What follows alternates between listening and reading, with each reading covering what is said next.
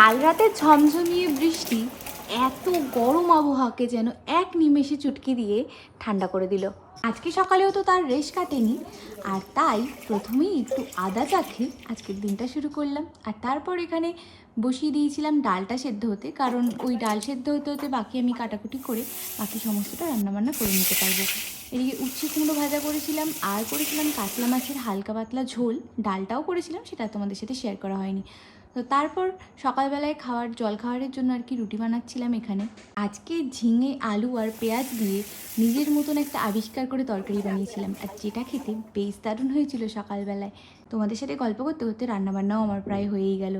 আর এই বাড়িতে দেখেছি বরাবরই যদি মাছের পাতলা ঝোল হচ্ছে তাহলে একটু ধনেপাতা দিয়ে দেয়, খেতে বেশ ভালো লাগে। তো এদিকে আমি স্নান করে নিয়ে একটু স্কিন কেয়ারও করেছিলাম, আর বাড়িতে থাকলেও একটু লিপস্টিক পরে থাকতে ইচ্ছা করলো। তো চলো আজকের মতো টাটা, দেখা হচ্ছে অবশ্যই পরের কোনো ব্লগ।